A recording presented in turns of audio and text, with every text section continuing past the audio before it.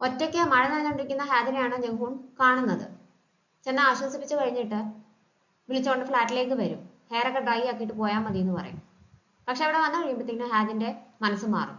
ഞാൻ നേരത്തെ പറഞ്ഞതൊന്നും കാര്യമായിട്ട് എടുക്കണ്ട, അത് ഞാൻ വെറുതെ പറഞ്ഞതാണ്, ഒന്നും മനസ്സിൽ വെച്ചിട്ട് പറഞ്ഞതല്ല, അന്നേരം എന്തോ ഞാൻ അങ്ങനെയൊക്കെ പറഞ്ഞു പോയി എന്നൊക്കെ പറയും. എന്തുകൊണ്ടാണ് ഹാദിൻ അങ്ങനെ പറയുന്നതെന്ന് ജംഹൂണിന് മനസ്സിലാവുന്നുണ്ട്. പക്ഷെ അവൻ തിരിച്ചു പറയുന്നത്, ശരി എനിക്ക് മനസ്സിലായി, എന്തായാലും ഹെയർ ഒക്കെ ഡ്രൈ ആക്കിയിട്ട് മാത്രം പോയാൽ മതി. എനിക്ക് തന്ന പ്രോമിസസ് എല്ലാം ഇയാൾ ബ്രേക്ക് ചെയ്തു. ഇന്നത്തെ ദിവസം മുഴുവൻ ഇയാൾ എവിടെയാണെന്ന് ആലോചിച്ചിട്ട് ഞാൻ വിഷമിച്ചു. അതുകൊണ്ട് തന്നെ ഇത്രയെങ്കിലും എനിക്ക് തിരിച്ച് ചെയ്തു തരണം എന്ന് പറയും. ഹാദിൻ വരുമ്പോഴത്തേക്കിനും ജംഹൂൺ ഫുഡൊക്കെ പ്രിപ്പയർ ചെയ്തിട്ടുണ്ടാവും. ഇയാൾ ഇതും കൂടി കഴിച്ചിട്ട് പോയാൽ മതി, ഞാൻ ഹാക്കിങ്ങിനെ വിളിച്ച് പറഞ്ഞിട്ടുണ്ട്, അപ്പോൾ ഞാൻ തിരിച്ച് വീട്ടിലേക്ക് കൊണ്ടുവിടാന്ന് പറയും. ഞാൻ ടാക്സി വല്ലതും വിളിച്ച് പോകാന്ന് പറയുമ്പോഴത്തേക്കിനും, ഇല്ല ഞാൻ ഹാക്കിങ്ങിനെ വിളിച്ച് എൻ്റെ കൂടെയാണെന്ന് പറഞ്ഞിട്ടുണ്ട്, അപ്പോൾ ഞാൻ തിരിച്ചു കൊണ്ടുവിട്ടില്ലെങ്കിൽ ഞാൻ ഇറസ്പോൺസിബിൾ ആണെന്ന് ഹാക്കിങ് വിചാരിക്കുന്നൊക്കെ എക്സ്ക്യൂസസ് ആണ് ജംഹൂൺ പറയുന്നത്. വീട്ടിൽ കൊണ്ട് വിട്ടിട്ട് ഡ്രാമ ക്യാൻസൽ ചെയ്തതിനെ കുറിച്ച് ആലോചിച്ച് വിഷമിക്കേണ്ട, അതിൽ നല്ലത് ഇയാൾക്ക് ഇനിയും വരും എന്ന് അവൻ പറയും. എന്നിട്ട് അവളെ കയറി പോകാനായിട്ട് തുടങ്ങുന്നതിന് മുമ്പേ, ഇയാൾക്ക് കുറ്റബോധം തോന്നേണ്ട ആവശ്യമില്ല, കുറ്റബോധം വേണമെങ്കിൽ അത് എനിക്കാണ് തോന്നേണ്ടത്. കാരണം എല്ലാം അറിഞ്ഞിട്ടും ഞാൻ ഈ റിലേഷനുമായിട്ട് മുന്നോട്ട് പോകാൻ തീരുമാനിച്ചത് എനിക്ക് ഇയാളെ ഇഷ്ടമായതുകൊണ്ടാണ്, ഞാൻ സെൽഫിഷ് ആയതുകൊണ്ടാണ്. അതുകൊണ്ട് തനിക്ക് അങ്ങനെയുള്ള ഫീലിങ്സ് ഒന്നും വരേണ്ട ആവശ്യമില്ല എന്ന് പറയും. അന്നേരത്തേക്ക് ഹാക്കിങ് ഇറങ്ങി വരും. ഹാക്കിങ് ആങ്കറിന്റെ അടുത്ത് താങ്ക്സ് ഒക്കെ പറഞ്ഞു വിടും. ഹാദിൻ ജംഹൂൺ കൊടുത്ത ഗിഫ്റ്റ് വേസ്റ്റ് ബിന്നിൽ കൊണ്ടിട്ടിട്ടുണ്ടായിരുന്നല്ലോ, ഹാക്കിങ് അത് തിരിച്ചു കൊണ്ടുവന്ന് കൊടുക്കും. സ്ക്രിപ്റ്റ് ഞാൻ കളഞ്ഞിട്ടുണ്ട്, ഇത് തെറ്റി കളഞ്ഞതാണെന്ന് ഞാൻ വിചാരിക്കുന്നു, ഇല്ലാന്നുണ്ടെങ്കിൽ വീണ്ടും കൊണ്ടുപോയി കളയാമെന്ന് പറഞ്ഞിട്ടാണ് അവൾക്ക് തിരിച്ചു കൊടുക്കുന്നത്. പിറ്റേ ദിവസം രാവിലെ ജംഹൂൺ ഹാദിനെ വിളിക്കുമെങ്കിലും അവൾ കോൾ അറ്റൻഡ് ചെയ്യത്തില്ല. അതുകൊണ്ട് അവൻ വീട്ടിലേക്ക് വരും. എന്താണ് കാര്യമെന്ന് ചോദിക്കുമ്പോൾ, തലേദിവസം കൊടുത്ത ടീഷർട്ട് തിരിച്ചു വേണം, അത് വാങ്ങിക്കാൻ വേണ്ടിയിട്ട് വന്നതാണ്, അതെനിക്ക് ഇന്ന് ഇടാനുള്ളതായിരുന്നു, ഞാൻ മറന്നുപോയി എന്ന് പറയും. ഇന്നിപ്പോൾ തരാൻ പറ്റത്തില്ലെങ്കിൽ നാളെ തന്നാലും മതി എന്ന് പറയും. അപ്പോൾ ഇവളാണെങ്കിൽ അത് കൊണ്ടുവന്ന് കൊടുക്കുന്നുണ്ടേ നന്നായിട്ട് ഉറങ്ങിയോ ഫുഡ് കഴിച്ചോ എന്നൊക്കെ ചോദിക്കും. അപ്പോൾ മനഃപൂർവ്വം അവളെ കാണാനും സംസാരിക്കാനും വന്നതാണെന്ന് നമുക്ക് മനസ്സിലാവുന്നുണ്ട്. ജംഹൂണുമായിട്ട് ബ്രേക്കപ്പ് ആവാൻ പോവുകയാണോ എന്ന് ഹാദിൻ്റെ അടുത്ത് ചോദിക്കുമ്പോൾ, ഞാൻ ഓൾറെഡി ബ്രേക്കപ്പ് ആയി എന്ന് ഹാദിൻ അവളോട് പറയും. നിനക്ക് ഇതല്ലല്ലോ വേണ്ടത്, നിന്റെ ഇഷ്ടം ഇതല്ലല്ലോ, പിന്നെ എന്തിനാണ് നീ ഇത് ചെയ്യുന്നത്, എല്ലാവർക്കും എന്തിനാണ് ഇങ്ങനെ വേദന നൽകുന്നതെന്ന് ചോദിക്കുമ്പോഴത്തേക്കിനും, എന്നെ കൊണ്ടത് പറ്റത്തില്ല എന്ന് ഞാൻ വിചാരിച്ചു, പക്ഷേ ഞാൻ മാക്സിമം ട്രൈ ചെയ്യാനായിട്ട് പോവാണ്, ഞങ്ങളുടെ രണ്ടുപേരുടെയും ഫ്യൂച്ചറിന് അതാണ് നല്ലത്, അല്ലെങ്കിൽ എനിക്ക് മുന്നോട്ട് പോകാനായിട്ട് പറ്റത്തില്ല എന്നാണ് ഹാദിൻ അന്നേരം പറയുന്നത്. ഹാക്കിങ് ജംഹൂണിനെ വന്ന് കണ്ടിട്ട് സെയ്യൂണിനെ ഓർത്തതുകൊണ്ടാണ് അവൾ അങ്ങനെയൊക്കെ പറയുന്നത്, ഇങ്ങനെയൊക്കെ ചെയ്യുന്നതെന്ന് ജംഹൂണിൻ്റെ അടുത്ത് പറയും. കാര്യങ്ങളൊക്കെ ജംഹൂണിന് അറിയാമെന്ന് കുറച്ച് കഴിയുമ്പോൾ ഹാക്കിങ്ങിന് മനസ്സിലാവും. അവളെ ബ്രേക്കപ്പ് ആവണമെന്ന് പറഞ്ഞത് ആ തീരുമാനത്തെ അംഗീകരിക്കുന്നുണ്ടോ, അതുമായിട്ട് മുന്നോട്ട് പോകാനാണോ തീരുമാനം എന്ന് ചോദിക്കുമ്പോഴത്തേക്കിനും, ഒരിക്കലും ഇല്ല, എനിക്ക് ഇനി അങ്ങനെ മുന്നോട്ട് പോകാനായിട്ട് പറ്റത്തില്ല, പക്ഷേ തൽക്കാലം ആ ഡിസിഷൻ അംഗീകരിക്കുന്നതായിട്ട് ഞാൻ പ്രിറ്റൻഡ് ചെയ്താലേ പറ്റത്തുള്ളൂ, ഞാൻ എൻ്റെ ഭാഗത്തുനിന്ന് ട്രൈ ചെയ്തുകൊണ്ടേയിരിക്കും എന്ന് ജംഹൂൺ പറയും. അത് കേൾക്കുമ്പോൾ ഹാക്കിങ്ങിന് സന്തോഷമാവും. അവളുടെ സന്തോഷമാണ് എനിക്ക് ഏറ്റവും വലുത്, എനിക്ക് മറ്റാരേക്കാട്ടിലും ഈ ലോകത്ത് വേണ്ടപ്പെട്ട ഒരാളാണ് അവള്, അതുകൊണ്ട് തന്നെ ഇപ്പോൾ എന്തുമാത്രം വിഷമിക്കുന്നുണ്ടെന്ന് എനിക്കറിയാൻ പറ്റും, നമ്മൾ രണ്ടുപേരും കൂടി വിചാരിച്ചാൽ മാത്രമേ ഹാദിനെ ഇതിന്ന് പുറത്തേക്ക് കൊണ്ടുവരാനായിട്ട് പറ്റത്തുള്ളൂ എന്ന് ഹാക്കിങ് പറയുമ്പോഴത്തേക്കിനും ജംഹൂൺ സമ്മതിക്കും. അടുത്ത ദിവസം ഏജൻസിയിലേക്ക് വരുമ്പോൾ ചൂൾ അവിടെ നിന്ന് എല്ലാം ക്ലീൻ ചെയ്തുകൊണ്ടൊക്കെ നിൽക്കുന്നത് കാണും. ഹാദിൻ അവനോട് സംസാരിക്കുന്നുണ്ട്, പക്ഷെ ഹാക്കിങ് മൈൻഡ് ചെയ്യത്തില്ല.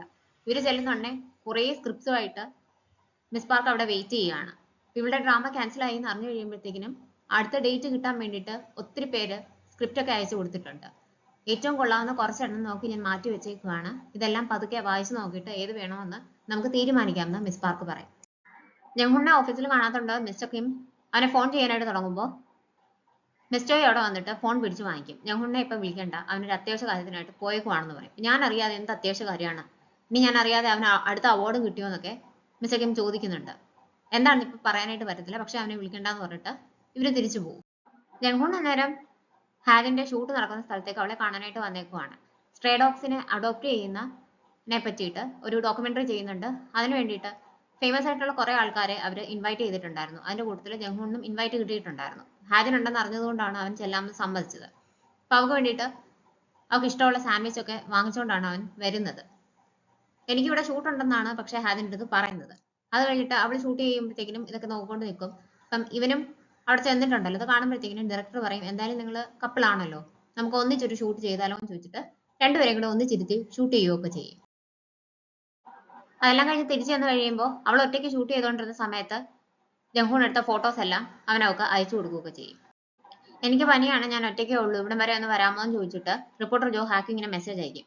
അങ്ങനെ അവള് ഫുഡൊക്കെ പ്രിപ്പയർ ചെയ്തിട്ടാണ് അങ്ങോട്ടേക്ക് വരുന്നത്. പക്ഷെ അവളുടെ കൂടെ കുറച്ച് സമയം സ്പെൻഡ് ചെയ്യാൻ വേണ്ടിയിട്ട് അവൻ കള്ളം പറഞ്ഞതായിരുന്നു.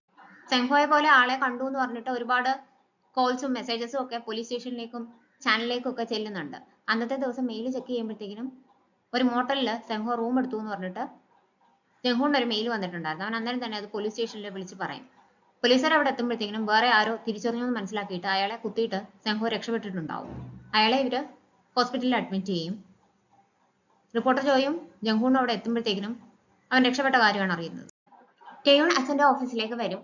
അവൻ എല്ലാവരും നല്ല ഫ്രണ്ട്ലി ആയിട്ടാണല്ലോ സംസാരിക്കുന്നത്. അതുകൊണ്ട് തന്നെ സ്റ്റാഫിന്റെ അടുത്ത് ഇപ്പം വർക്ക് ലോഡ് കൂടുതലാണോ എന്നൊക്കെ ചോദിക്കുമ്പോഴത്തേക്കിനും സാറിന്റെ പുതിയ ബുക്കിന്റെ പബ്ലിഷിങ്ങിനെ പറ്റിയാണ് പറയുന്നത്, അതിന്റെ വർക്കൊക്കെ ഏകദേശം തീരാറായി എന്ന് പറഞ്ഞിട്ട് ആ പെൺകുട്ടി പോകും. അപ്പൊ അവന് സംശയം തോന്നും. അവൻ അവിടെ എല്ലാം നോക്കും തന്നെ ഈ ബുക്കിന്റെ ഡ്രാഫ്റ്റ് കിട്ടും. അത് നോക്കുമ്പോൾ തന്നെ അവന് കാര്യങ്ങൾ മനസ്സിലാവും ജംഹൂണിനെ പറ്റിയാണ് എഴുതിയിരിക്കുന്നതെന്ന്.